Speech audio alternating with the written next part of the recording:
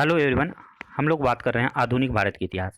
और आधुनिक भारत के इतिहास में हम लोग देखेंगे बंगाल में अंग्रेजी शक्तियों का उदय। बंगाल की बात की जाए तो भारत के प्रांतों में सबसे समृद्ध और उपजाऊ क्षेत्रों में से एक हुआ करता था। बंगाल सबसे समृद्ध और उपजाऊ क्षेत्रों में एक हुआ करता था। 1651 ईस्वी में अंग्रेजों ने अपनी प्रथम कोठी बंगाल में स्थापित की। बंगाल में प्रथम कोठी, ऐसे अंग्रेजों ने अपनी प्रथम कोठी सूरत में स्थापित किया था। और अंग्रेजों द्वारा स्थायी फैक्ट्री सूरत में और अस्थायी फैक्ट्री मसूलीपट्टनम में स्थापित किया था। वहीं बंगाल में अपनी प्रथम कोठी 1651 ईस्वी में शाह शुजा द्वारा, बंगाल का उस समय सूबेदार हुआ था, इसकी अनुमति से इसने बंगाल में अपनी प्रथम कोठी स्थापित किया।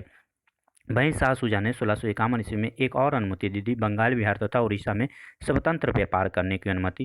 केवल इसके लिए शाह शुजा को 3000 रुपये देना होता था अंग्रेजों को, और ये पूरा बंगाल, बिहार तथा उड़ीसा में स्वतंत्र व्यापार कर सकता था अंग्रेज। तो इस तरह से बंगाल में अंग्रेजों का प्रथम कोठी 1651 ईस्वी में खुले। बंगाल की स्वतंत्र नवाब की बात की जाए तो 1707 ईस्वी में औरंगजेब की हो जाती है मृत्यु, और इसके बाद जो भी मुगल बादशाह बनता है वो उतना शक्तिशाली नहीं हो पाता, जिसका फ़ायदा उठाता है इसके सभी प्रांतों का सूबेदार। और इसके प्रांत में, मुगलों के प्रांत के सूबेदारों में से हुआ करता था मुर्शिद कुली खां। और मुर्शिद कुली खां अपने आप को स्वतंत्र घोषित करता है 1713 ईस्वी में। इस बुक में लिखा हुआ 1717 ईस्वी में मुर्शिद कुली खां अपने आप को स्वतंत्र करता है, स्वतंत्र शासक के रूप में उभरता है। लेकिन आप लूसेंट देखेंगे तो 1713 ईस्वी, तो 1713 ईस्वी में मुर्शिद कुली खां बंगाल के स्वतंत्र शासक के रूप में उभरता है। और बात करें मुर्शिद कुली खां, तो मुर्शिद कुली खां ने एक और काम किया था कि ढाका से अपनी राजधानी को मुर्शिदाबाद ले आया था। ढाका से मुर्शिदाबाद राजधानी लाने वाला, बंगाल का राजधानी ढाका से मुर्शिदाबाद लाया था मुर्शिद कुली खां। मुर्शिद कुली खां ने इजारेदारी प्रथा का प्रारंभ किया और किसानों के लिए तकावी ऋण का प्रारंभ किया था। किसानों के लिए तकावी ऋण और इजारेदारी प्रथा का प्रारंभ किया था। और इजारेदारी प्रथा एक प्रकार का ठेकेदारी प्रथा होता है। इजारेदारी प्रथा को ठेकेदारी प्रथा भी बोला जाता है। भाई मुर्शिद कुली खां ने के पश्चात उसका दामाद आया, और उसके दामाद का नाम था शुजाउद्दीन। मुर्शिद कुली खां के शासन की काल की बात किया 1713 से 1727 ईस्वी तक था। वहीं है जो इसके दामाद का कार्यकाल 1727 से 1739 तक था। तो इसके दामाद शुजाउद्दीन है जो 1727 से 1739 ईस्वी तक शासक बनता। उसके बाद शुजाउद्दीन के पश्चात उसका सरफराज खां बंगाल का शासक बनता। शुजाउद्दीन के पश्चात सरफराज खां बंगाल का शासक बनता। और सरफराज खां का बंगाल का एक सूबादार हुआ करता था अलीवर्दी खां। तो 1740 ईस्वी में अलीवर्दी खां और सरफराज खां के बीच गिरिया का युद्ध होता, और गिरिया के युद्ध में सरफराज खां को पराजित करता है अलीवर्दी खां। और अलीवर्दी खां इस तरह से बिहार के सूबेदार से बंगाल का नवाब बन जाता है। तो बिहार के सूबेदार से बंगाल का नवाब बनने के पीछे इसका सफ़र होता है 1740 से 1756 तक। ये बंगाल का नवाब बनकर उभरता है। और बंगाल की नवाब की बात की जाए तो इसके शासनकाल में इसने बंगाल को सबसे समृद्धशाली बना दिया था, और बंगाल को भारत का स्वर्ग कहा जाने लगा था। और अलीवर्दी खां के शासनकाल में ही बंगाल को भारत का स्वर्ग कहा जाने लगा था। अगर अलीवर्दी खां की बात की जाए तो इसने यूरोपियों के बारे में बोला था कि यूरोपिया मधुमक्खी की तरह, अगर इसे तंग किया जाए तो ये हमें काट काट कर मार देगी, और इन्हें अगर छोड़ दिया जाए तो ये हमें शहद देगी। जिस तरह मधुमक्खी शहद देती है उस तरह से यूरोपियों भी हमें शहद देगी। ये विचार था अलीवर्दी खां की। अलीवर्दी खां के शासनकाल में मुगल को कर देना बंद कर दिया था। अलीवर्दी खां पूरी तरह से जान चुका था कि मुगल अब टूट चुका है, मुगल को कर देना व्यर्थ में जाना है, तो इसने मुगलों को कर देना बंद कर दिया था। अलीवर्दी खां की मृत्यु हो गई कब? 1756 ईस्वी में। और 1756 ईस्वी में जैसे ही इसकी मृत्यु हुई, इसके दामाद का बेटा हुआ सिराजुद्दौला, और सिराजुद्दौला बैठा बंगाल की गद्दी पर। और सिराजुद्दौला गद्दी पर बैठता है तो 20 जून 1756 ईस्वी को एक घटना होती है जिसे ब्लैक होल की घटना कहा जाता है। एक छोटे से कमरे में 146 अंग्रेजों को कैद कर दिया जाता है, और जिसमें से 23 अंग्रेज ही बच पाता है। उन्हीं 23 अंग्रेजों में से एक अंग्रेज हुआ करता था जेड हॉलवेल। और जेड हॉलवेल ने इस घटना का प्रत्यक्षदर्शी हुआ करता था, और इसी ने इस घटना के बारे में अंग्रेजों को बताया। इसके बाद अंग्रेजों ने 23 जून 1700 1757 ईस्वी को 23 जून 1757 ईस्वी को अंग्रेजों ने प्लासी का युद्ध लड़ा। तो प्लासी का युद्ध कब हुआ? तो याद रखिएगा 23 जून 1757 ईस्वी को प्लासी का युद्ध हुआ। प्लासी के युद्ध में रॉबर्ट क्लाइव की सेना सिराजुद्दौला की सेना को पराजित कर दिया था। और इसके पीछे एक कारण और भी था कि सिराजुद्दौला का एक सेनापति हुआ करता था मीर जाफ़र, और मीर जाफ़र इससे गद्दारी कर देता और अंग्रेज़ों से मिल जाता। अंग्रेज़ों से मिलने के कारण या मीर जाफ़र को सिराजुद्दौला से धोखा देने के कारण प्लासी का युद्ध सिराजुद्दौला बहुत ही कम समय में हार जाता है। इसके बाद प्लासी के युद्ध के बाद मोहनलाल और मीर मदान प्लासी के युद्ध में ही जो सिराजुद्दौला का सबसे वफादार सिपाहियों में से एक था, जहां मोहनलाल और मीर मदान की मृत्यु हो जाती है प्लासी के युद्ध के समय। इसके बाद अंग्रेज बनाते हैं मीर जाफ़र, यानी कि अंग्रेज किसको बनाते हैं? सिराजुद्दौला का सेनापति मीर जाफ़र, जिसने जब गद्दारी किया था मीर जाफ़र, उसे ही बना दिया जाता है बंगाल का नवाब। और मीर जाफ़र तो अंग्रेज का था ही चमचा, तो मीर जाफ़र को जैसे ही बनाया जाता है बंगाल का नवाब, तो मीर जाफ़र सबसे पहले क्या करता है? अंग्रेज इससे 24 परगना, यानी कि 24 परगना बात की जाए तो 48 गाँवों को, कम से कम 48 गाँवों को क्या करता है? अंग्रेज अपने अधीन रख लेता है, और जिसकी जिम्मेदारी दे देता है मीर जाफ़र किसको दे देता है? अंग्रेजों को जिम्मेदारी दे देते 24 परगना की।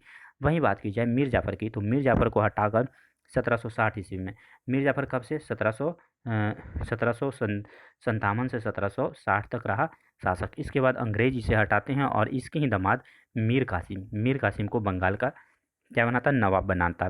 और अंग्रेज़ों को लगा कि जैसे मीर जाफ़र इसका वफादार हुआ करता था, मीर कासिम भी इसका वफादार ही होगा। लेकिन अंग्रेज़ों का चाल उल्टा पड़ गया और मीर कासिम अपनी जनता की भलाई करने में लगा दिया। इसीलिए मीर कासिम को अलीवर्दी खां के बाद बंगाल का दूसरा सबसे योग्य नवाब माना जाता है।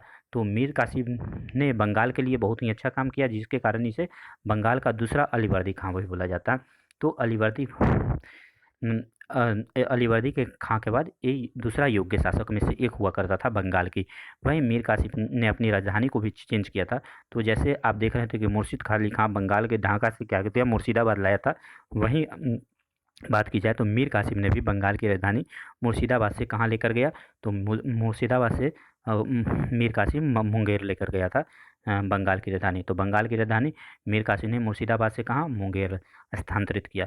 तो याद रखिएगा, एग्जाम में के लिए इम्पोर्टेंट हो सकता है कि मीर कासिम ने अपनी राजधानी को कहाँ चेंज किया था, मुर्शिदाबाद से मुंगेर या लिखा जाएगा ढाका से मुंगेर। तो इसमें कन्फ्यूजन होगा, तो याद कौन होगा? मुर्शिदाबाद से मुंगेर। तो सही ऑप्शन याद रखिएगा, मुर्शिदाबाद से मुंगेर होने वाला है। तो ये कन्फ्यूजन के लिए आपके एग्जाम में दे सकता है क्वेश्चन इस तरह से। अगर बात की जाए तो मीर कासिम ने के समय ही बक्सर का युद्ध हुआ। बक्सर का एक निर्णायक युद्ध हुआ, जिसके बाद तो कहा जाए कि बंगाल का कायाकल्प और भारत का कायाकल्प ही हो गया और अंग्रेज शक्ति का उदय हो गया था। तो बक्सर का युद्ध होता है 22 अक्टूबर 1764 ईस्वी को। बक्सर का युद्ध होता है 22 अक्टूबर 1764 ईस्वी को बक्सर का युद्ध होता है। और बक्सर की युद्ध के समय ही मुगल सम्राट शाह आलम द्वितीय और अवध का नवाब शुजाउद्दौला मीर कासिम की मदद करता है, और तीनों की संयुक्त सेना ज्वाइंट सेना लड़ती है अंग्रेज की सेना से। और अंग्रेज का सेनापति हुआ करता था उस समय हेक्टर मुनरो। तो हेक्टर मुनरो अंग्रेज का सेना अध्यक्ष बनकर लड़ रहा था। मीर कासिम अवध का नवाब सिराजुद्दौला और बंगाल का नवाब शाह आलम द्वितीय से लड़ा, जिसमें हेक्टर मुनरो का विजय होता है। और इस तरह से पूरे बंगाल पर कब्जा होता है अंग्रेजों का। यहाँ क्वेश्चन है, सिराजुद्दौला के काल में घटित ब्लैक होल की घटना प्रत्यक्षदर्शी कौन था और इसमें कुल कितने लोग मारे गए? तो इसमें कितना 146 लोग थे, जिसमें से क्या 23 लोग बचे थे। तो 146 लोग बंद थे। अगर बात की जाए बंद की तो 146 लोग थे और 23 लोग जिंदा बचे थे। और बात की जाए तो इस घटना के प्रत्यक्षदर्शी कौन था? तो जे हॉलबल्ड था। तो बात करते हैं बक्सर युद्ध में क्या होता है? 22 अक्टूबर 1764 ईस्वी में बक्सर का युद्ध होता और अंग्रेजों की विजय होती है। हेक्टर मुनरो इसका नेतृत्व कर रहा था सेना की। वहीं बात की जाए बक्सर युद्ध के पश्चात क्या हुआ?